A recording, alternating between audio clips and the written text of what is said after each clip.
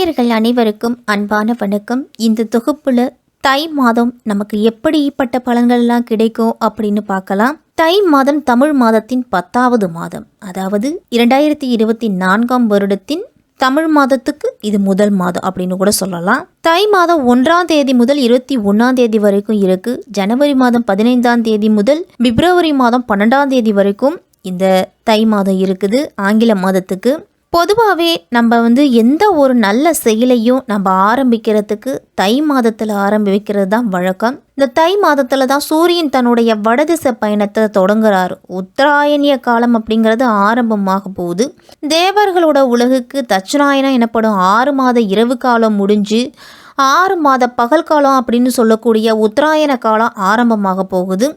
இதுவே இந்த தை மாதத்தோட பெருமை அப்படின்னு கூட சொல்லலாம். ஆடி மாதத்தில் விதைச்ச நெல்லெல்லாம் தை மாதத்தில் தான் அறுவடை செய்வாங்க. அந்த அறுவடை செஞ்ச நெல்லில் தான் தை பொங்கல் அன்று புது அரிசியில் பொங்கல் செய்து சூரிய பகவானுக்கு படைப்பாங்க. அதே மாதிரி கடவுளுக்கு நன்றி சொல்லும் விதமாகவும் இருக்கும் இந்த தைப்பொங்கல். இந்த தை மாதத்தில் ஏகப்பட்ட விசேஷங்கள் அப்படிங்கிறது இருக்கு. தைப்பொங்கல், மாட்டுப்பொங்கல், காணும் பொங்கல், பூசம் வருது, தை அமாவாசை ரொம்ப மிக மிக விசேஷம் அப்படின்னு கூட சொல்லலாம். மக்கள் நல்ல விளைச்சலுக்கு உதவிய சூரிய கடவுளுக்கு நன்றி செலுத்தும் விதமாக தான் தை மாதத்தின் முதல் நாளை தைப்பொங்கலாக நம்ம கொண்டாடுறோம். இந்த தை மாதத்தை மகர மாதம்னு கூட அழைப்பாங்க. ஏன்னா மகர ராசிக்குள்ள சூரியன் நுழைவது தான் அதுக்கு காரணம். இப்படிப்பட்ட இந்த தை மாதத்துல கிரகங்களோட நிலைகள்லாம் எப்படி இருக்கு அப்படின்னு பார்த்தோம்னா, சூரியன் மகர ராசியில சஞ்சரிக்கிறாரு, செவ்வாய் தனுசு ராசியில இருக்கிறாரு, மாதத்தின் பிற்பகுதியில மகர ராசிக்கு போறாரு, புதன் தனுசு ராசியில இருக்கிறாரு, அதன் பிறகு மகர ராசிக்கு போறாரு, சுக்கிரன் விருச்சிகத்துல இருக்கிறாரு தை மாதம் 5ஆம் தேதி வரைக்கும், அதன் பிறகு தனுசு ராசிக்கு போறாரு. குரு மேஷ ராசியிலையும், சனி கும்பராசியிலையும், ராகு மீன ராசியிலையும், கேது கன்னி ராசியிலையும் இருக்கிறாங்க. இப்படிப்பட்ட சஞ்சாரத்துல தான் இந்த தை மாதம் பிறக்குது. இப்படிப்பட்ட நிலையில இந்த 12 ராசிக்காரர்களுக்கும் எப்படிப்பட்ட பலன்கள்லாம் கிடைக்கும் அப்படின்னு நம்ம விரிவாவே பார்க்கலாம். எந்த சூழ்நிலையிலும் கொள்கைகளை மாற்றிக்கொள்ளாத குணம் கொண்டவர்கள் தான் இந்த சிம்ம ராசிக்காரர்கள். சிம்ம ராசிக்காரர்களுக்கு இந்த தை மாதம் எப்படி இருக்கும், என்னென்ன பலன்கள்லாம் கிடைக்கும் அப்படின்னு பார்க்கலாம். மாத தொடக்கத்திலேயே உங்கள் ராசிநாதன் சூரியன் 6ஆம் இடத்துல சஞ்சரிக்கிறாரு. உங்கள் ராசியை குரு பகவானும் பார்க்குறாரு. பலம்பெற்ற குருவோட பார்வை இருக்கிறதால நல்ல பலன்கள் அப்படிங்கிறது அதிகமாக நடக்கும். உங்களுக்கு கண்டகச்சனியோட ஆதிக்கமும் இருக்கிறதால உடல் ஆரோக்கியத்தில் கவனத்தோடு இருக்கணும்.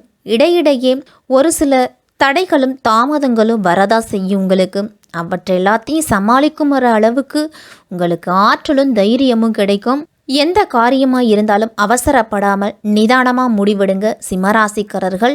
தாய் தந்தையரோட உடல் ஆரோக்கியத்திலையும் குழந்தைகளோட உடல் ஆரோக்கியத்திலையும் கூடுதல் அக்கறை செலுத்துறது நல்லது. இந்த மாதம் திடீரென மாற்றங்கள் அப்படிங்கிறது இருக்கும்.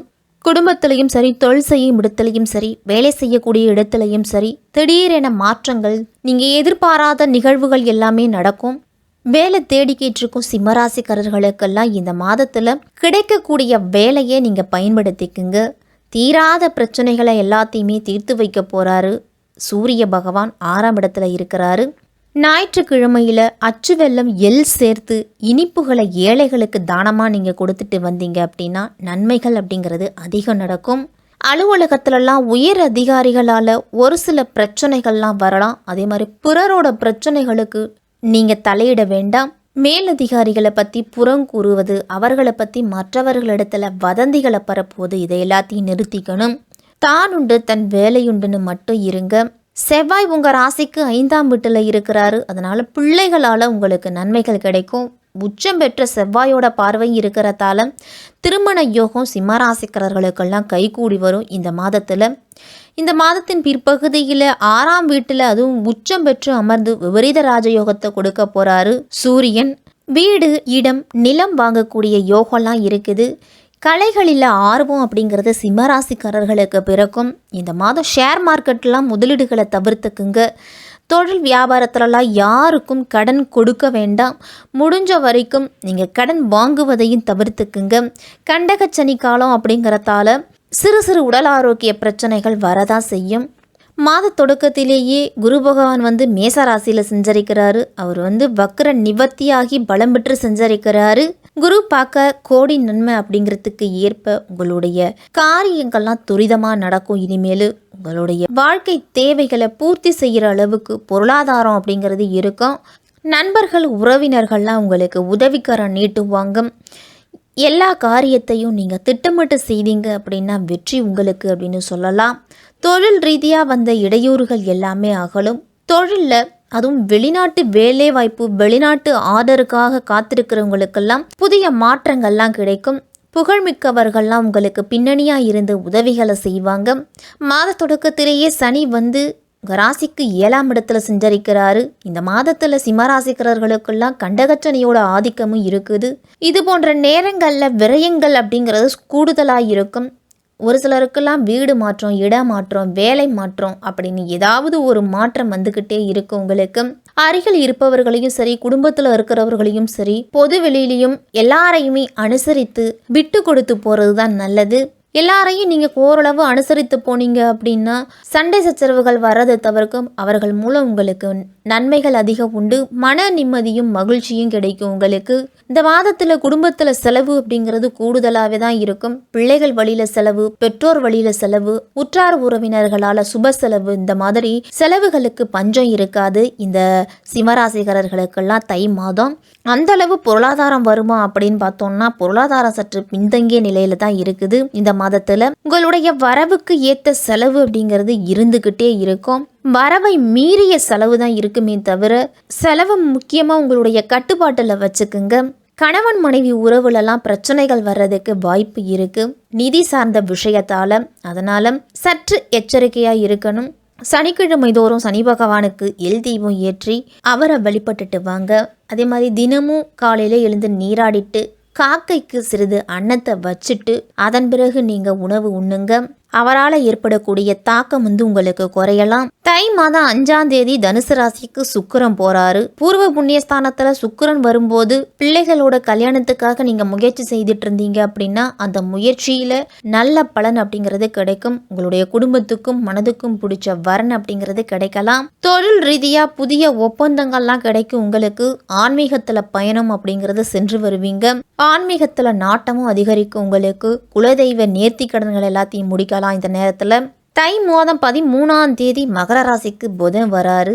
உங்க ராசிநாதன் சூரியனோடு இணைஞ்சு புதனும் சஞ்சரிக்கிறாரு. அதனால தொட்ட காரியங்கள் எல்லாம் வெற்றி கிடைக்கும். உங்களுக்கு தன்னம்பிக்கையும் துணிச்சலும் கூடும். உங்களுக்கு உங்களுடைய பண தேவைகள்லாம் உடனுக்குடன் பூர்த்தியாகும். அரசு வழியில நீங்க எதிர்பார்த்திருந்த காரியங்கள்லாம் இந்த மாதத்துல நடக்கும். வேலைக்காக நீங்க எடுத்த முயற்சிக்கெல்லாம் நல்ல பலன் உண்டு.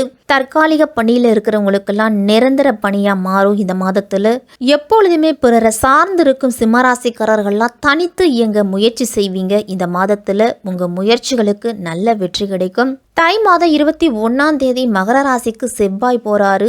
செவ்வாய்க்கு உச்ச வீடு மகரம் அப்படின்னே சொல்லலாம். உங்க ராசிநாதன் சூரியனோடு யோகக்காரகன் செவ்வாயி இணையறதால காரியங்கள் எல்லாமே துரிதமா நடக்கும். கவலை என்ற 3 எழுத்து உங்களுடைய அகராதியை விட்டு விலக போகுது அப்படின்னு கூட சொல்லலாம். இடம் வாங்குவது, வீடு கட்டுவது, இதில் எல்லாத்தையும் நீங்க கவனத்தை செலுத்துவீங்க. உங்களுடைய இல்லத்துல சுப செய்தி அப்படிங்கிறது வந்து சேரும். சஷ்டி என்று முருகப்பெருமானை வழிபட்டுட்டு வந்தீங்க அப்படின்னா உங்களுடைய முன்னேற்றம் அப்படிங்கிறது சிறப்பாகவே இருக்கும். பொது வாழ்க்கையில் இருக்கிறவங்களுக்கெல்லாம் மதிப்பு மரியாதை எல்லாமே கூடும். வியாபாரம் தொழில் செய்கிறவங்கெல்லாம் புதிய கூட்டாளிகளால் உங்களுக்கு பொருளாதாரத்தில் நல்ல முன்னேற்றம் இருக்கும். உத்தியோகத்தில் உள்ளவர்களுக்கெல்லாம் ஊதிய உயர்வு அப்படிங்கிறது உண்டாகும். இந்த மாதத்தில் கலைஞர்களுக்கெல்லாம் உங்களுடைய திறமையை வெளிப்படுத்தக்கூடிய அளவு கதாபாத்திரம் கிடைக்கும். அந்த கதாபாத்திரத்தில் சிறப்பாக நடித்து நல்ல பெயர் அப்படிங்கிறது கிடைக்கும். மாணவர்கள்லாம் படிப்புல ஆர்வத்தை செலுத்தணும். இருசக்கர வாகனத்தில் செல்லும் பொழுது கூடுதல் கவனத்தோடு செல்லுங்க. பெண்களுக்கெல்லாம் வருமானம் அப்படிங்கிறது வந்தாலும் செலவுகளும் அதற்கு ஏற்றது போலவே இருக்கும். பொன் பொருள் சேர்க்கையெல்லாம் இந்த மாதத்தில் வாங்குவீங்க. சனிக்கிழமை தோறும் அனுமன் வழிபாடு செய்யுங்க. அமாவாசை நாட்களில் ஆஞ்சநேயருக்கு வெற்றிலை மாலை சாற்றி வழிபட்டுட்டு வந்தீங்க அப்படின்னா உங்களுக்கு எல்லா காரியத்திலையும் வெற்றி அப்படிங்கிறது கிடைக்கும்.